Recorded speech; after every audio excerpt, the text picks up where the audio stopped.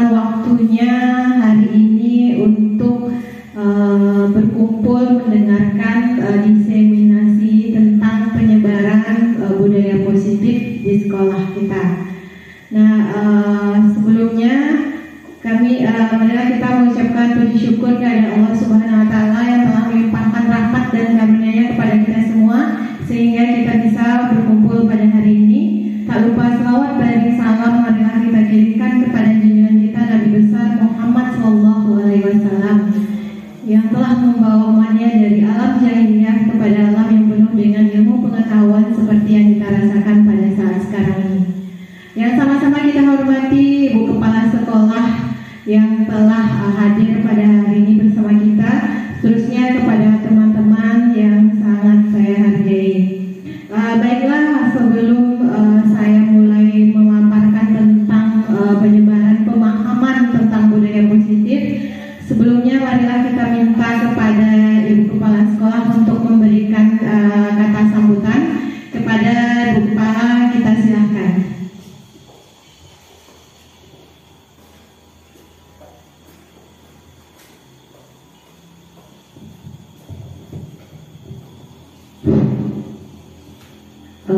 Bismillahirrahmanirrahim. Assalamualaikum warahmatullahi wabarakatuh. Yang sama-sama kita hormati Bapak Ibu guru, staf, pengajar SD 04 Kota Besar. Baiklah, ibu-ibu, hari ini adalah hari ujian anak kita.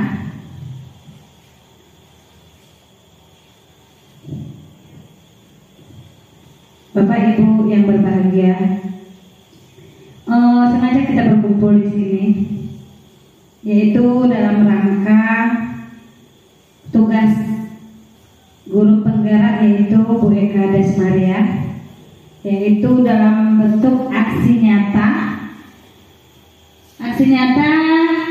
menyebarkan pemahaman dan penerapan pengalaman budaya positif, itu terutama untuk kita sebagai pengajar dan juga imbasnya nanti kepada peserta didik kita. Mudah-mudahan pada acara ini bisa meningkatkan kompetensi kita di sekolah guna bermanfaat bagi anak-anak kita nanti. Mungkin itu saja. Ibu-ibu, mohon untuk kita semua, mari kita bersama-sama kita dukung guru penggerak kita yaitu Bu Eka Desmaria. Terima kasih. Assalamualaikum warahmatullahi wabarakatuh.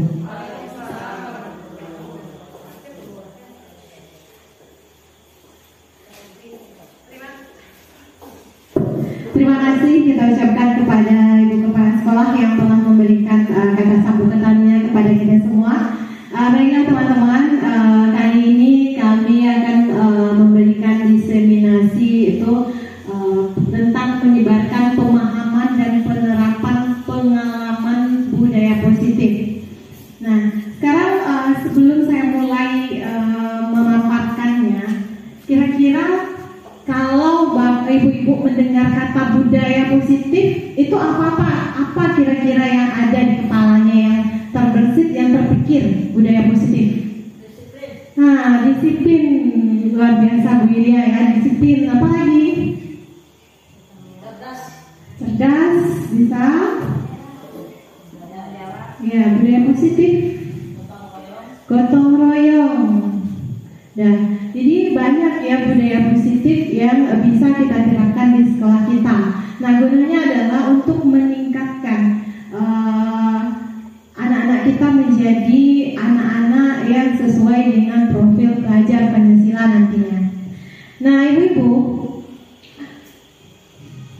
di dapat tulis kita lihat pembelajaran dengan paradigma baru.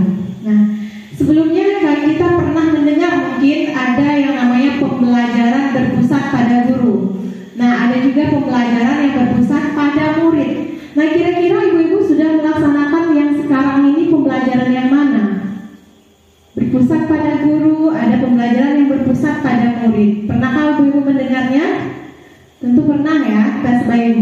Nah, kira-kira kalau pembelajaran yang berpusat pada guru ini apa maksudnya ini? Pembelajaran yang berpusat pada guru. Aktivitas kelas ini lebih dominan di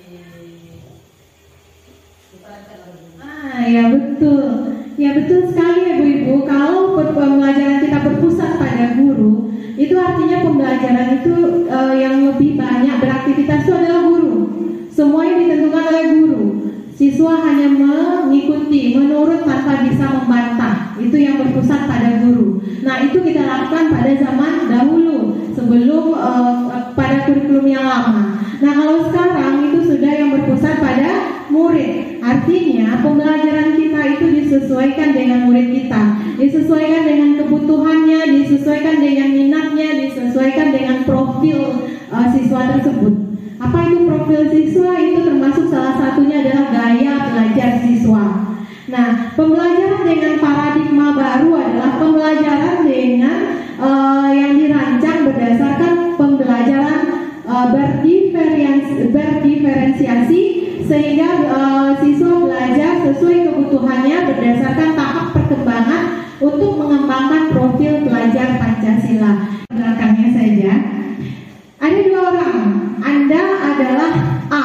Tugas Anda adalah mengepalkan salah satu tangan Anda karena Anda beranggapan di tangan ini ada sesuatu yang sangat berharga, yang betul-betul sangat dibutuhkan oleh sangat berharga dalam kehidupan Anda. Nah, temannya nanti yang B itu berusaha sekuat tenaga membukanya dengan segala cara, boleh dengan menghardik atau mengiming-imingi dengan uang atau merayu pun boleh. Pokoknya sebagaimana caranya. Dia minta tolong. Ya, jadi nanti ada yang A tutup tangannya. Nah, misalnya Bu Yulia tutup tangannya, kemudian Ibu Riri membuka kepalan tangannya itu. Yang lain juga bisa mencobakan, ibu-ibu bisa mencobakan. Nah, yang ini anggap yang di tangan ini sangat berharga dalam kehidupannya. Nah, temannya berusaha membukanya dengan segala cara.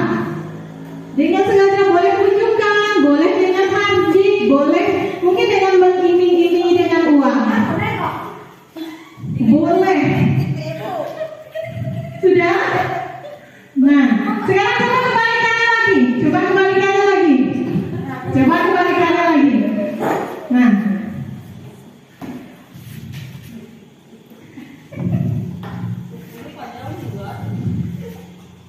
sudah.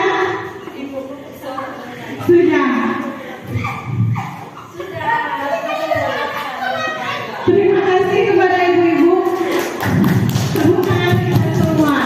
Nah, apa makna dari kegiatan kita tadi? Mungkin di sini saya bisa bertanya dulu kepada Bu Yulia. Apakah tadi Bu Yulia membuka tangannya? Iya, Bu, saya buka. Ketika Ibu Riri ingin membukanya, apakah Bu Yulia membukanya? Terpaksa membukanya karena kukunya panjang. Terpaksa membuka karena kukunya panjang ya. Berarti terbuka juga intinya ya, terbuka juga intinya, tapi terpaksa. Nah, kalau Bu Evi terbuka, tidak terbuka. Nah, jadi intinya ibu-ibu. Nah, Bu M sama Bu Kepala tadi tidak. Nah, sekarang saya mau bertanya kegiatan kita tadi. Jadi siapa yang memegang kontrol dalam menutup kepala tangan itu? Kita sendiri, ibu-ibu.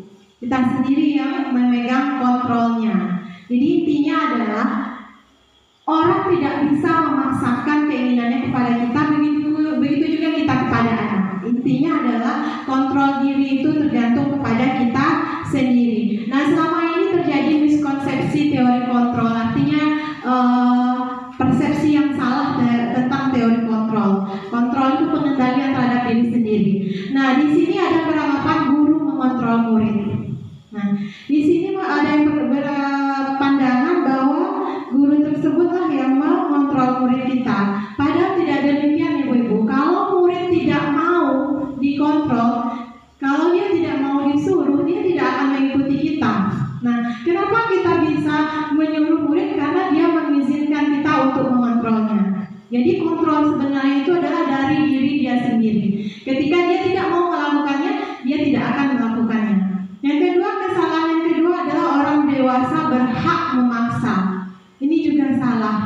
Kenapa? Mungkin selama ini pikirkannya itu adalah yang terbaik untuk murid. Padahal belum tentu, karena setiap anak memiliki keunikannya, memiliki kebebasannya untuk memilih melakukan sesuatu. Kita hanya membimbingnya saja, menuntunnya saja ke arah yang lebih baik. Tapi kita tidak boleh memaksakannya. Kemudian kritik dan membuat rasa bersalah menguatkan karakter. Mungkin kita sering mengkritik anak, kemudian membuat mereka merasa bersalah dengan kata-kata kita. Itu nanti akan merubah anak. Bisa jadi ibu-ibu, tapi itu hanya bersifat sementara, tidak untuk jangka panjang. Selanjutnya mereka akan kembali seperti itu lagi. Kenapa? Karena tidak dari dalam dirinya, karena hanya dari luar, karena ada paksaan dari orang lain. Nah, yang ketiga, miskonsepsi teori kontrol yang lainnya adalah penguatan positif, efektif, dan bermanfaat. Mungkin ada penguatan positif dari kita, mungkin seperti penghargaan, pujian, itu juga positif, membantu anak-anak membangun karakternya, tapi itu juga jangka waktu tertentu. Karena sewaktu-waktu atau jangka panjangnya anak akan kembali seperti itu lagi. Kenapa? Karena tidak dari dalam dirinya tadi. Nah, itu miskonsepsi teori kontrol. Nah, untuk itu kita perlu mengubah paradigma stimulus respon ke pendekatan teori kontrol. Jadi selama ini kita menggunakan paradigma stimulus respon. Artinya apa? Itu adalah bahwa kita berpikir bahwa kebutuhan kita itu sama. Padahal sebenarnya teori kontrolnya kebutuhan kita berbeda. Yang kedua, semua orang melihat hal yang sama. Padahal pada teori kontrol setiap orang memiliki gambaran yang berbeda, memiliki impian yang berbeda, memiliki keinginan yang berbeda. Nah, kita mencoba mengubah orang berpandangan sama dengan kita, tapi kalau menurut teori kontrol kita harus memahami pandangan orang lain tentang dunia. Perilaku buruk dilihat sebagai suatu kesalahan, itu pemikiran dari stimulus respon pemikiran kita yang sebelumnya. Kalau sekarang diminta adalah semua perilaku itu memiliki tujuan. Mungkin kita melihat anak-anak kita nakal, sebenarnya itu karena ada tujuannya. Mungkin mereka di kelas berteriak-teriak atau bertengkar dengan temannya, itu ada tujuannya. Bisa jadi mereka karena kurang kasih sayang ingin menarik perhatian dari gurunya di sekolah. Karena mereka tidak mendapat perhatian, bisa jadi tidak ada perhatian di rumah. Kemudian di sekolah mereka meminta perhatian. Jadi perilaku salah anak-anak itu ada tujuannya sebenarnya. Kemudian orang lain bisa mengontrol saya, itu pemikiran yang lama. Kalau sekarang hanya Anda yang bisa mengontrol diri Anda. Anak-anak itu juga seperti itu, hanya mereka yang bisa mengontrol diri mereka. Kalau kita paksakan kita tidak akan bisa. Kita hanya bisa bagaimana mendorong mereka, menimbulkan dari diri jiwa mereka sendiri perilaku baik itu, dari intrinsik dari diri mereka sendiri, bukan dari orang lain. Nah, itu tugas kita guru menuntut anak. Kemudian ada paradigma lamanya itu saya bisa mengontrol orang lain. Nah, kalau sekarang tidak, Anda tidak bisa mengontrol orang lain. Anda hanya bisa mengontrol diri sendiri. Selanjutnya disiplin positif. Nah, disiplin positif tadi mungkin tadi teman-teman menyebutkan ada yang bersikap disiplin, kemudian memilih sampah juga termasuk disiplin positif. Nah, kira-kira kalau bicara tentang kata disiplin positif, kata disiplin apa yang terpikir oleh ibu-ibu? Disiplin, apa yang terpikir? Nah, hadir tepat waktu. Nah, patuh terhadap peraturan. Jadi disiplin itu hadir tepat waktu, patuh terhadap peraturan yang telah ada. Nah, tujuan dari disiplin positif itu adalah menanamkan motivasi pada murid-murid kita, yaitu menjadi orang yang mereka inginkan dan mereka dan menghargai diri sendiri dengan nilai-nilai yang mereka percaya. Nah, jadi tugas guru lah nanti yang menuntun siswa kita untuk mencapai disiplin positif ini. Nah, maka dari kata disiplin menurut Ki Hajar Dewantara itu di mana kemerdekaan di situ harus ada disiplin yang kuat.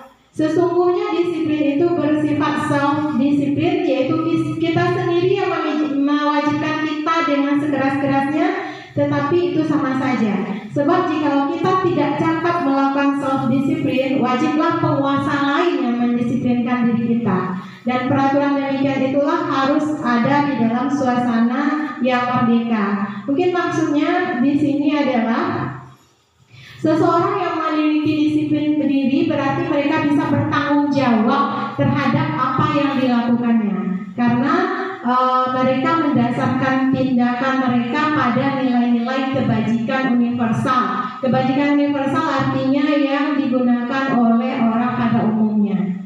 Kemudian sebagai pendidik, tujuan kita adalah menciptakan anak-anak kita memiliki disiplin diri, sehingga mereka bisa berperilaku dengan mengacu pada nilai-nilai kebajikan universal dan memiliki motivasi intrinsik bukan ekstrinsik. Intrinsik itu artinya dari dalam diri sendiri. Ada kesadaran bagi mereka untuk memilih sampah, ada kesadarannya untuk datang tepat waktu, ada kesadarannya untuk tidak membuli teman. Nah, kalau kita paksakan dari kita sebagai guru itu ekstrinsik, itu hanya jangka waktu tertentu. Mungkin sehari, 2 hari, kemudian mereka ulangi lagi. Itu akan terjadi. Nah, apa saja apa yang dimaksud dengan nilai kebajikan universal? Itu adalah nilai-nilai atau prinsip mulia yang dianut seseorang. Nilai-nilai kebajikan ini disepakati bersama, lepas dari suku bangsa, agama, bahasa maupun latar belakang. Apa artinya? Tidak ada unsur sara di sini. Nah, apa contoh nilai-nilai kebajikan? Ini banyak. Di sini saya ambil 2 nilai kebajikan berdasarkan profil pelajar Pancasila. Itu ada beriman, bertakwa kepada Tuhan Yang Maha Esa, berakhlak mulia, berkebinekaan global, gotong royong, mandiri, kreatif, dan bernalar kritis. Nah, menurut IPO Primary Years Program (PYP), itu nilai kebajikannya ada toleransi, rasa hormat, integritas, mandiri, menghargai, antusias, empati, keingin-tahuan, kreativitas, kerjasama, percaya diri, dan komitmen. Mungkin di kurikulum lama kita pernah memakai ini. Nah, ini ada ditunjukkan dulu di RPP-nya apa perilakunya. Nah, sekarang kita pakai yang profil pelajar Pancasila. Nah, ibu-ibu, di sini kita lanjut ke kebutuhan dasar manusia. Adalah segala sesuatu yang kita lakukan untuk mendapatkan keinginan. Nah, seluruh tindakan manusia itu memiliki tujuan tertentu. Kita akan berusaha mendapatkan tujuan kita itu dengan usaha terbaik kita. Nah, ada 5 kebutuhan dasar manusia, termasuk kebutuhan dasar kita sebagai guru, kebutuhan dasar anak-anak kita. Yang pertama adalah kebutuhan bertahan hidup. Ini adalah kebutuhan paling dasar dari manusia. Apa saja kebutuhan bertahan hidup? Yaitu makanan, pakaian, kesehatan, pendidikan, dan kenyamanan hati. Itu termasuk juga kebutuhan bertahan hidup. Nanti kita nyaman dalam lingkungan tertentu, itu penting, itu kebutuhan dasar. Nah, mungkin ada anak-anak kita yang nanti di sekolahnya minta uang kepada temannya atau mencuri makanan. Kita tidak boleh langsung menjudge-nya, menghukumnya. Mungkin itu karena kurangnya kebutuhan dasar mereka, yaitu kebutuhan bertahan hidup. Mungkin mereka di rumah kekurangan makanan, atau ini selain ada penyakit ya, mungkin ada anak-anak kita yang memang ada penyakitnya yang seperti itu, mencuri. Tapi bagi yang tidak ada, itu biasanya karena kebutuhan dasarnya tidak terpenuhi di rumahnya, maka dikerjakannya di sekolah. Itu mungkin ada 1 atau 2 orang. Jadi kita tidak langsung boleh menjudge anak atau menghukum, karena itu kebutuhan dasarnya sebenarnya tidak terpenuhi oleh kita. Mungkin nanti kita bisa bekerja sama dengan orang tuanya mengapa anaknya seperti ini. Yang kedua adalah kebutuhan kasih sayang dan rasa diterima. Nah, rasa diterima, disayangi menjadi bagian dalam kelompok. Mungkin ada anak-anak kita yang sering berkelahi dengan temannya,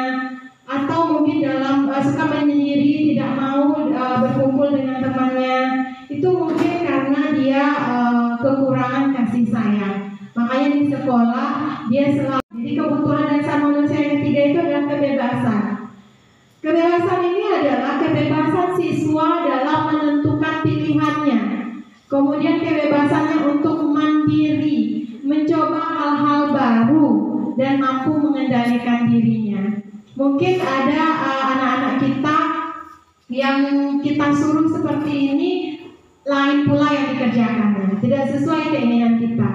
Itu kenapa? Karena setiap manusia, apalagi anak-anak, itu memiliki kebebasan di dalam dirinya. Nah, itulah tugas kita, mengembangkan kemampuan anak kita. Kita hanya bisa membimbing, kita hanya bisa sebagai fasilitator.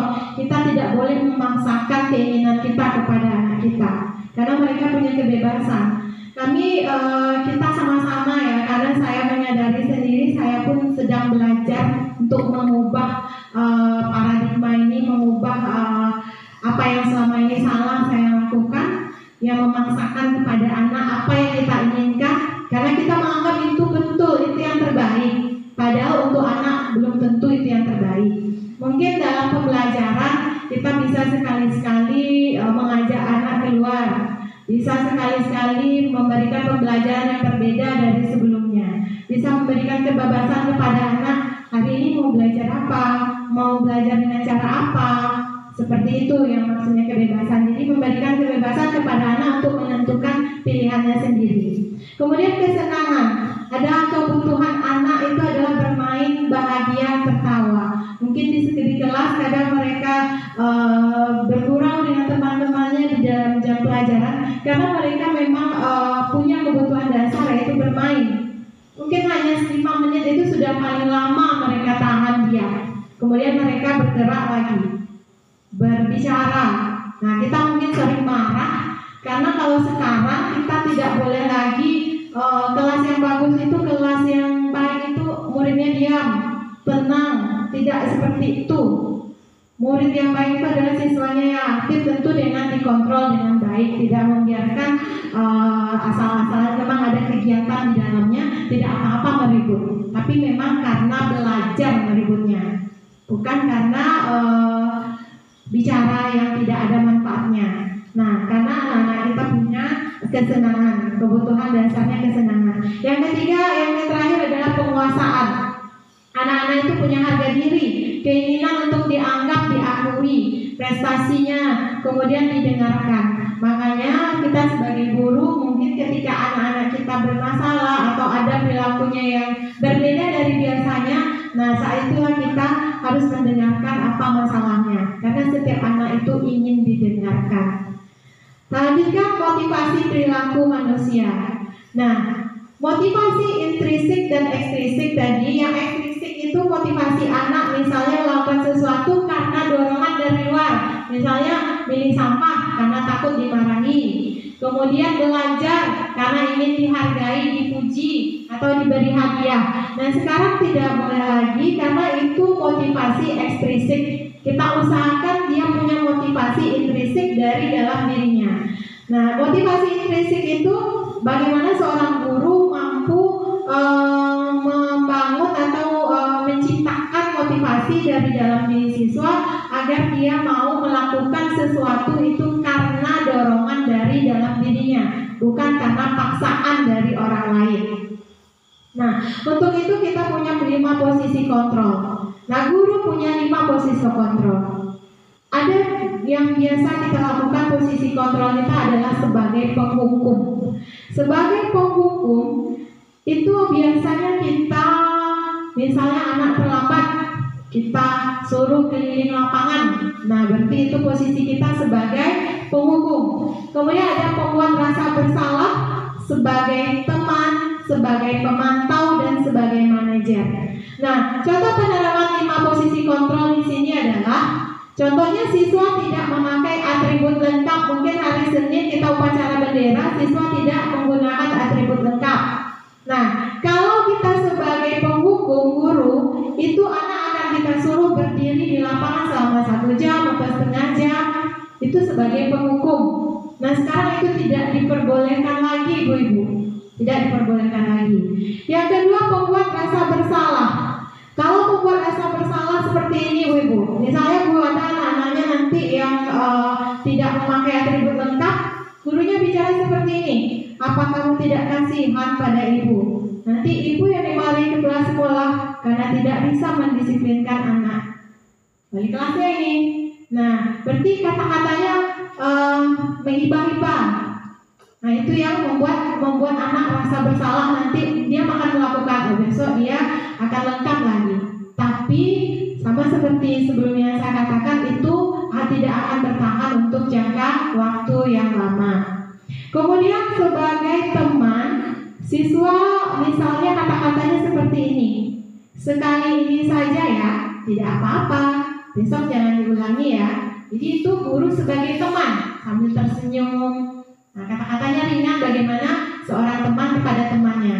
Nah, kalau sebagai pemantau kamu sudah melanggar peraturan, konsekuensinya kamu harus membeli atribut di koperasi sekolah misalnya. Itu guru sebagai pemantau. Jadi dia meminta pertanggungjawaban atau konsekuensi dari anak. Gurunya yang menetapkan, anak-anak ini salah, kamu harus seperti yang kita sering lakukan, pulang balik ambil di rumah dasinya atau beli tempat EMA.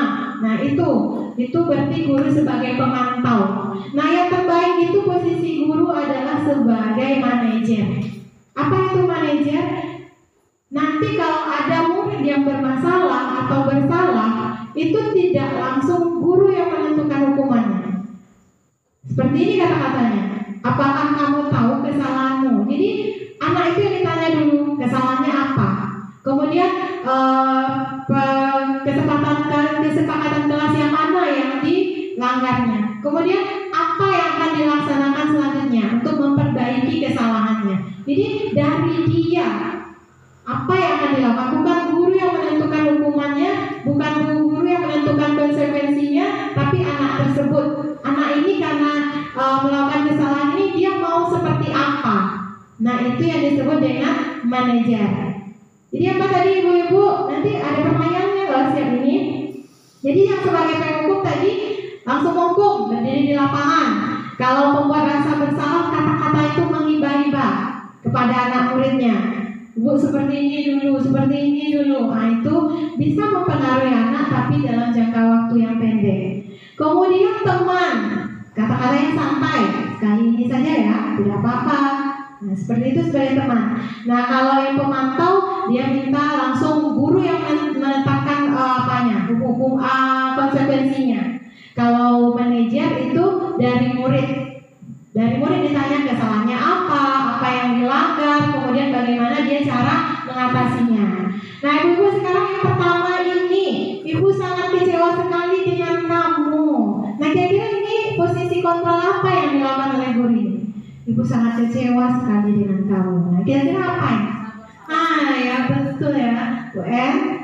Itu adalah posisi kontrol sebagai rasa bersalah, membuat muridnya merasa bersalah. Kemudian yang selanjutnya, ya sudah kali ini tidak apa-apa, nanti ibu bantu bereskan. Nah ini sebagai teman. Kemudian lagi, sanksi atau konsekuensinya apa ya? Apa ini? Kita lihat yang terakhir. Ya, yang ini manajer ya. Kalau ini patuhi peraturan saya atau awas. Penghukum. Nah, jadi kita sudah tahu posisi kontrol. Posisi kontrol yang harus kita lakukan dan yang tidak boleh kita lakukan. Yang terbaik itu adalah manajer. Tapi apakah kita bisa melakukan yang lain? Bisa. Kita bisa di posisi kontrol sebagai teman. Kita bisa di posisi kontrol sebagai pemantau. Tapi jangan sampai penghukum dan pembuat rasa bersalah. Karena itu menyebabkan sikap anak menjadi rendah diri nanti jadinya. Malu kepada temannya. Besar konsekuensinya nanti. Kemudian keyakinan kelas. Nah ibu-ibu keyakinan kelas, saya yakin ibu-ibu di awal pelajaran kemarin sudah melaksanakan keyakinan kelas. Sekarang mengapa keyakinan kelas? Mengapa tidak peraturan kelas? Apa beda peraturan dengan keyakinan? Kenapa dulu kita buat peraturan kelas? Kenapa sekarang sudah keyakinan kelas lagi? Tepuk semangat.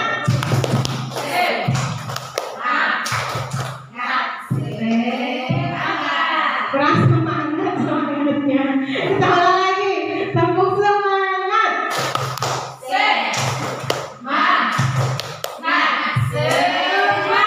Luar biasa Ibu-ibu, terima kasih.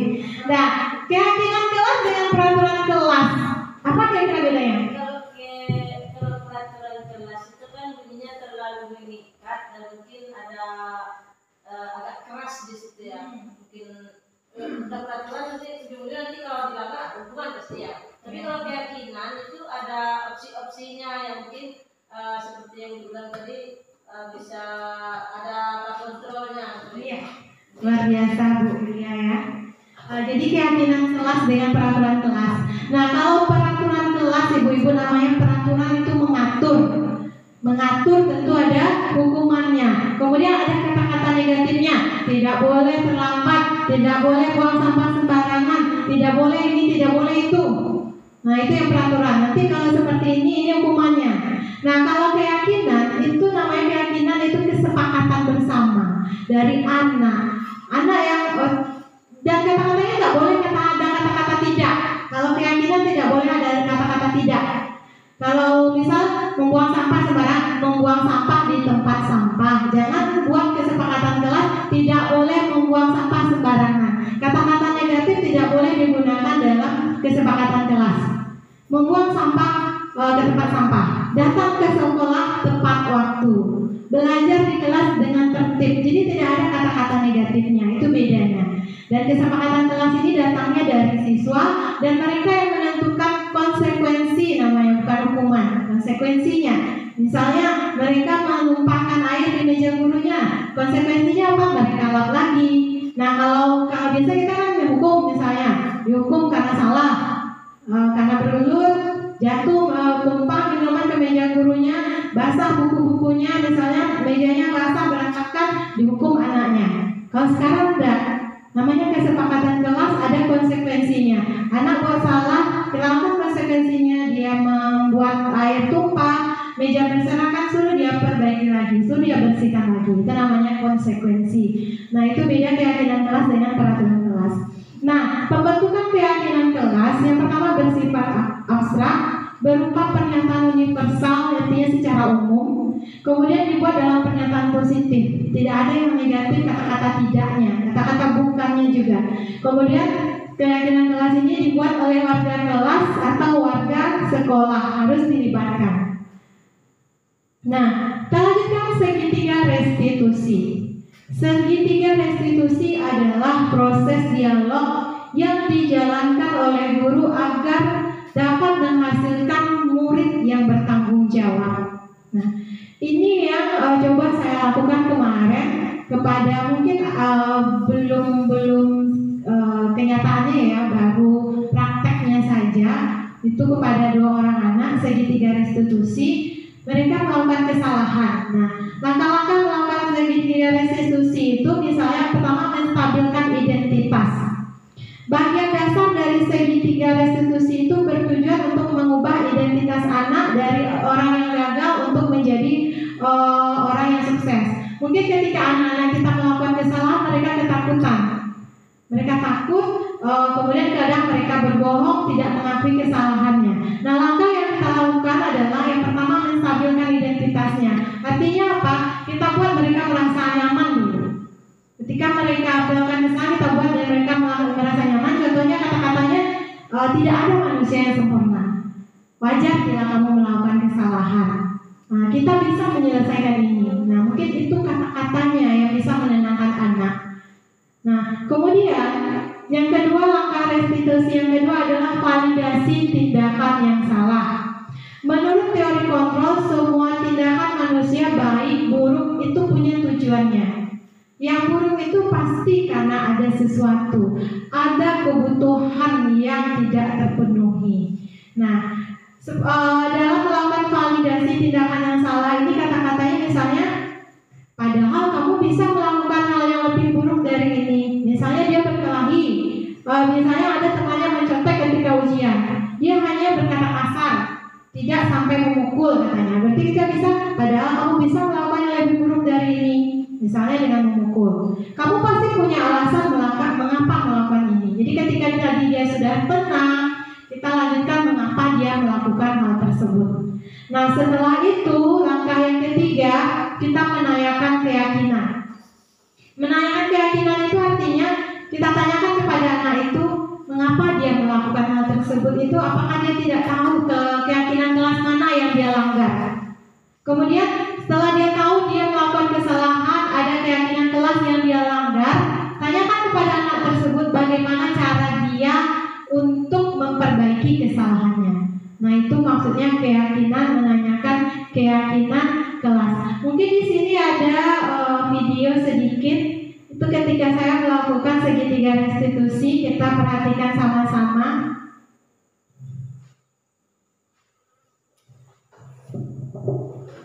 Di sini ada kasus yang pertama, itu adalah Reni sering tidak buat PR pada jam pelajaran bahasa Inggris, sehingga sering ya, ini yang pertama, menstabilkan identitasnya.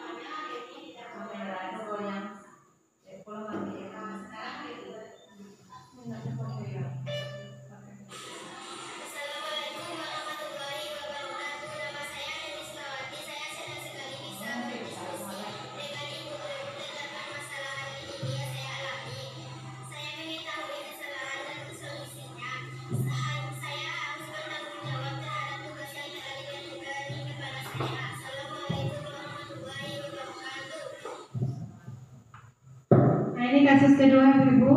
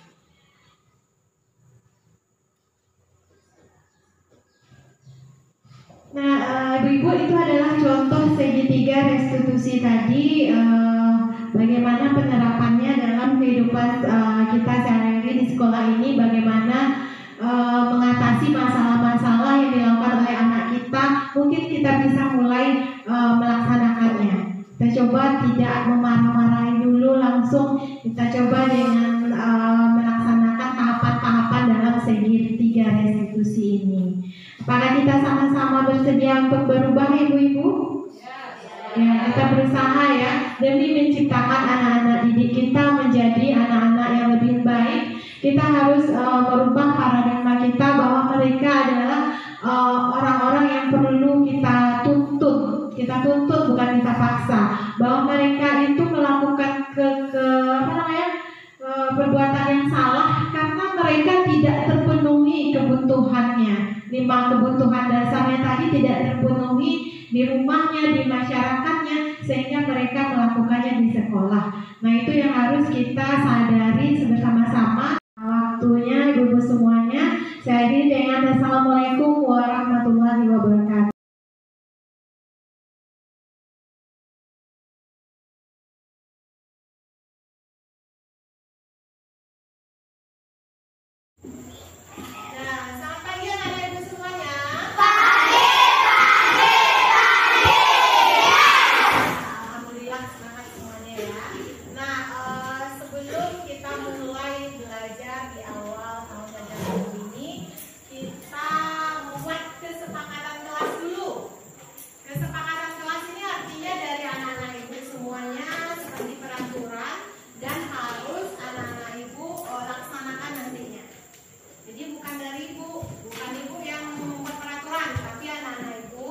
Kemudian nantinya anak-anak ibu nanti yang akan melaksanakannya. Nah, jadi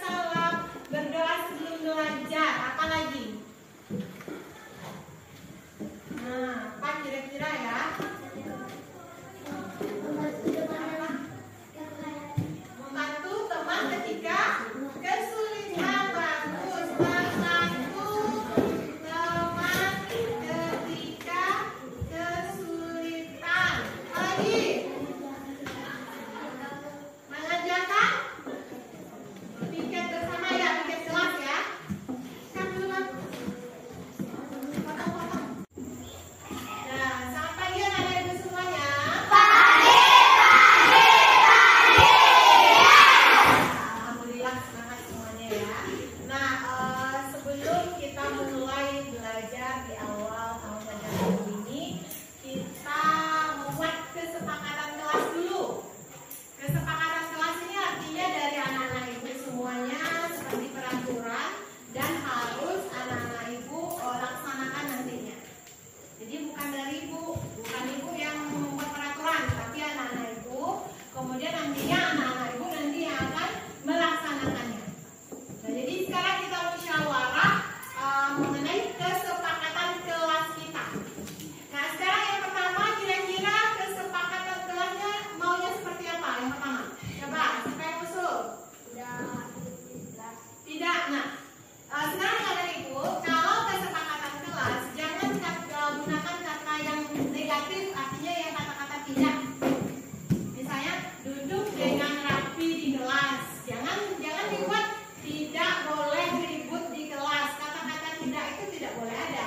Ya, kita pakai kata-kata yang baik, kata-kata yang positif. Nah, kira-kira tadi apa? Boy? Tidak boleh meribut di kelas, kata Boy. Sekarang kita ubah kata-kata yang baik, tidak ada kata-kata tidaknya, menjadi apa dia? Dia tidak boleh meribut di kelas, kata Boy. Nah, sekarang kita ubah menjadi kata positifnya, hilangkan kata tidaknya. Jadi apa dia? Bukan, yang baiknya lah. Jangan kata tidaknya lagi. Jangan katakan kata jangan juga. Dia tak boleh kata negatif. Apa? Belajar dengan tertib di kelas. Kan artinya juga tidak ribut kan? Nah, jadi tidak ribut, jangan tidak ribut di kelas, kata Boy. Berarti kita ubah kalimat positifnya, belajar dengan tertib di kelas. Sepakat? Sepakat. Jadi membuat yang pertamanya belajar dengan tertib di kelas. Bagus ya usulan Boy. Siapa lagi? Ayo. Apa lagi kesepakatan kelasnya? Apa? Tidak? Oh, bukan tidak, yang mengerjakan PR. Bagus. Nomor 2-nya berarti mengerjakan PR. Apa lagi? Nah, bagus. Sopan terhadap guru. Sopan terhadap guru. Apa lagi? Nah, melaksanakan piket kelas. Yang lainnya mana? Asal terus. Melaksanakan piket kelas. Apa lagi? Tidak bicara kasar, katakan. Terus sekarang kita ubah, kita hilangkan kata tidaknya, kita ubah menjadi kalimat positif, kalimat yang baiknya. Berarti berkata dengan sopan. Baik, bagus. Berkata dengan sopan. Tadi Fahira apa tadi semuanya? Nah, bagus. Mengucapkan salam. Apa lagi? Nah, apa lagi kira-kira ya? Luar biasa. Berdoa sebelum belajar. Sesudah belajar juga ya. Apa lagi? Ayo keluarkan idenya. Apa lagi? Baru 7. Apa lagi? Belajar dengan tertib, mengerjakan PR, sopan terhadap guru, melaksanakan piket kelas, berkata dengan sopan, mengucapkan salam, berdoa sebelum belajar. Apa lagi? Nah, apa kira-kira ya? Membantu teman ketika kesulitan. Bagus. Membantu teman ketika kesulitan. Apa lagi? Mengerjakan piket bersama ya, piket kelas ya. Sekarang dulu, Bang. Potong-potong.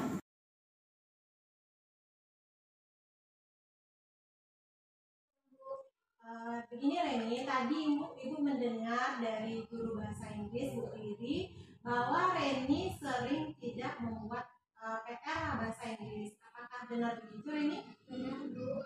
Kira-kira sudah berapa kali hari ini tidak buat PR? Sudah 3 kali, Bu. Menurut Reni, tidak membuat PR itu apakah suatu kesalahan? Ya, Bu. Baiklah Reni, berbuat kesalahan itu adalah hal manusiawi. Setiap orang pasti berbuat kesalahan, tetapi yang terpenting adalah kita menyadari kesalahan kita tersebut dan tidak mengulanginya di masa yang akan datang. Kalau Ibu boleh tahu, kenapa ya hari ini tidak membuat PR? Saya tidak paham materi bahasa Inggris, Bu. Ibu mengerti kalau Reni tidak paham materi bahasa Inggris karena bahasa Inggris bukanlah bahasa kita. Mungkin kalau Ibu di posisi Reni akan seperti itu. Ya, Bu, saya tidak paham sama sekali. Menurut Reni, tindakan Reni itu sesuai tidak dengan keyakinan kelas kita? Tidak, Bu. Keyakinan kelas yang mana yang kira-kira Reni langgar? Tanggung jawab, Bu. Saya harus menjadi orang yang bertanggung jawab atas tugas saya, Bu. Betul sekali. Ketika kita diberikan tanggung jawab, kita harus melaksanakan dengan penuh tanggung jawab. Ya, Bu. Saya menyesal, Bu. Saya mohon maaf karena saya tidak membuat PR. Ya Reni, sikap yang sangat baik bagi Reni menyadari kesalahan Reni.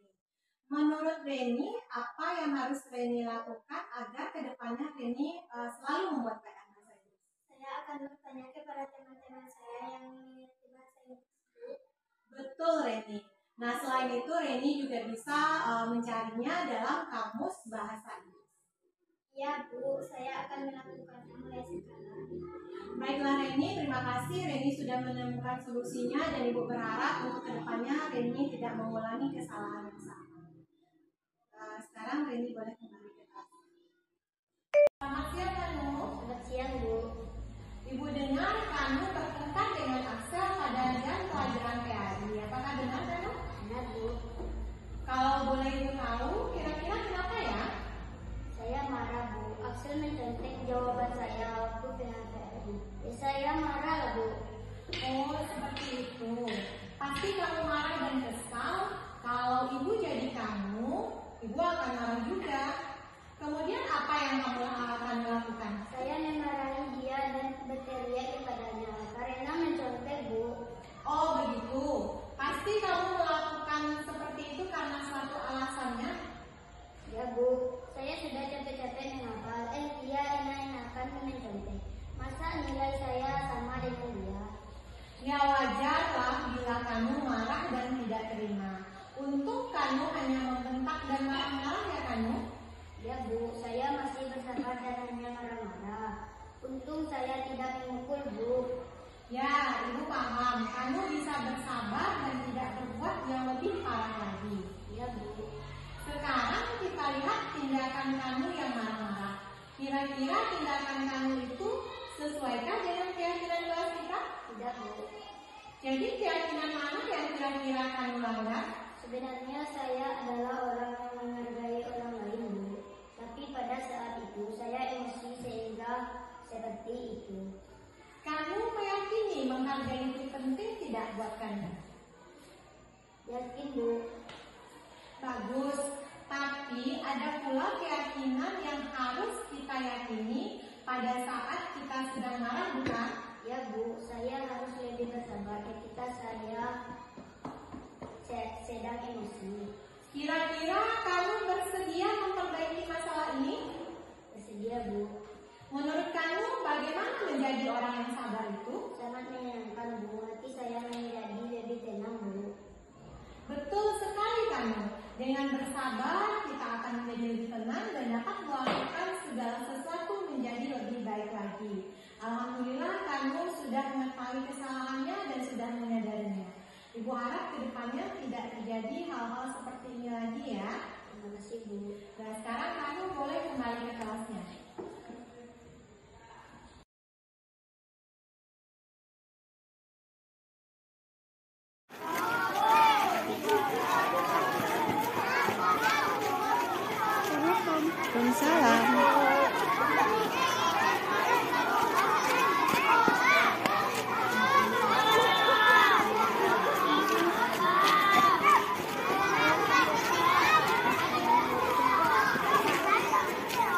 Waalaikumsalam.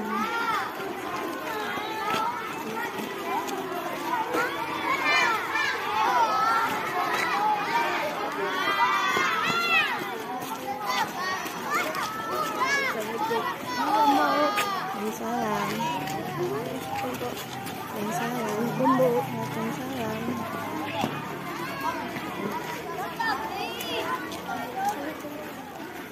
Assalamualaikum. Waalaikumsalam. Waalaikumsalam.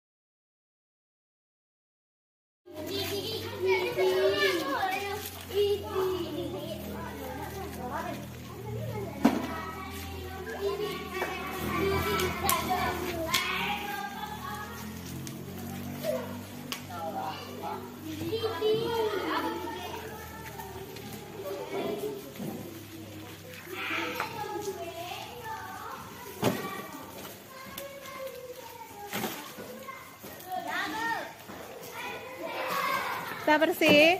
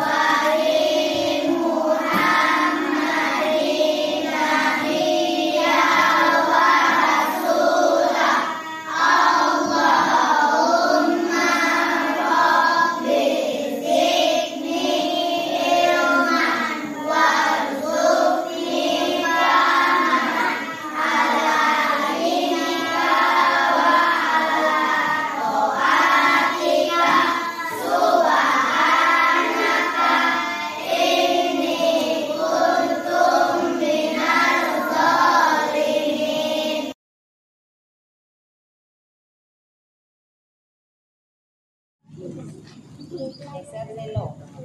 Dua kali patah is. Nah, geser selo ke sini.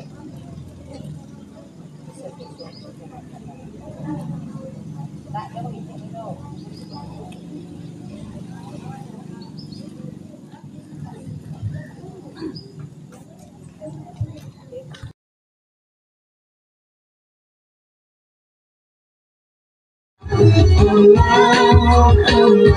Sampai pusat jadinya.